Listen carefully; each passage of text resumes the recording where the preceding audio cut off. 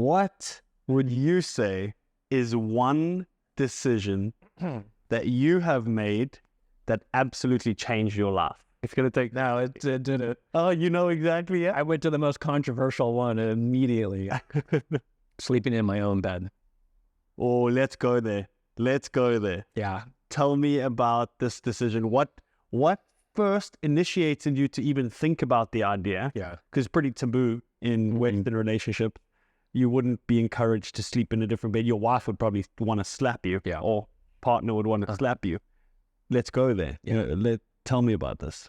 So Ra, who had the transmission of human design, he, in every reading he did, he would always say, sleep in your own bed, to every single reading that he did. Opposites attract. Okay. I love emotional manifestors. My ex is an emotional manifester. It's literally opposite of my design. That's a lot of emotional energy. All right. That's like big time power, you know? So you get an open emotional person in bed with an emotional person, and you're both unconscious and sleeping. I am amping that emotional wave all night long. I can wake up like, what just happened? You know, that solar plexus that isn't designed to consistently have emotional energy running through it all night long was running emotional energy. I didn't know. Once I started sleeping in my own aura, you wake up as yourself. Your open centers that have been conditioned all day have a chance to release the energy that's not yours, that you've been amping all day. So for me, it's a different type of sleep. You get to be yourself, you know? And then when you wake up and you meet your partner in the morning, it's two individuals meeting each other again to experience life together. When you look at couples who have been sleeping together forever, you know, 20 years, 30 years, all these marriages, they start to look like the same person. They start to have the same mannerisms. They're pretty much melting into each other. They don't even know what it's like to be out of that energy anymore. So I feel like you can so easily lose yourself in a relationship just by sleeping in different beds.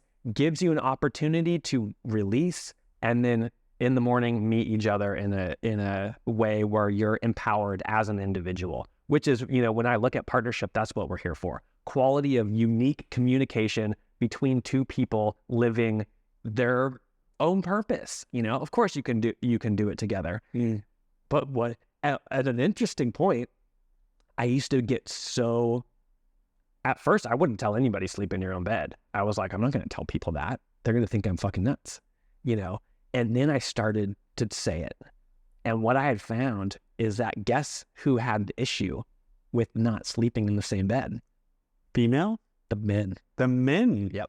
Wow. Yep. And is that got to do with a design type, or is that just male-female? I think it's more male-female dynamics of like, I don't really know, but it could be like a sense of ownership or safety or, you know, protection or, you know, I honestly don't really know.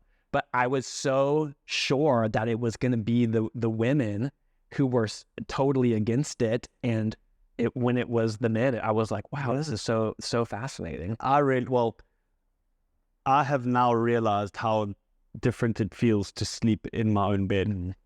But I would think the difficulty would come in finding a balance between still being present as a partnership, still having a healthy sex life, still having all of those intimacies, but then just sleeping in separate beds. I think that would be a tough balance to figure out.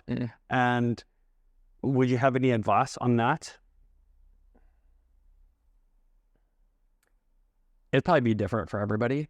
It doesn't mean don't cuddle.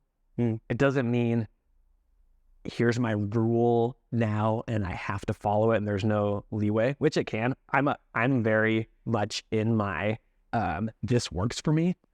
This feels really good for me, and I'm not going to compromise in this way. So I can be a kind of a hard stand for this, but it doesn't make sense to me. I'm like, we're unconscious. Like, we're both unconscious. Like, just, let's cuddle, whatever. And then we go to our separate spaces. Yeah. And then we come back together in the morning. What? But that's exactly how I feel about it. Monya and I have had the conversation where I suggested it. I was like, I would like to try, because why not? And then she was like, yeah, but I don't want to try that. Like, I don't want to. And I'm wondering if maybe we just don't see it because we're not emotional. This is a beautiful area to look at the open centers. What centers in her are open that are, oh my God, he doesn't want to sleep in my same bed. What's wrong with me? The worthiness, the ego. The ego is open. It is. Yeah. That can be like, I feel like he needs space because of something that I did.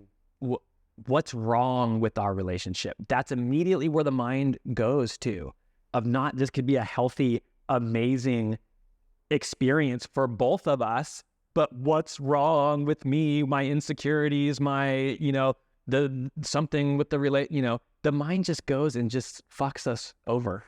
It's a mind fuck, it's such a mind fuck. So that would be a great area to be like, okay, let's get to the root maybe of why I don't want to try it. And when we discover, what is it? I think you would probably find that it would be some not self qualities that the mind's holding on to. Okay.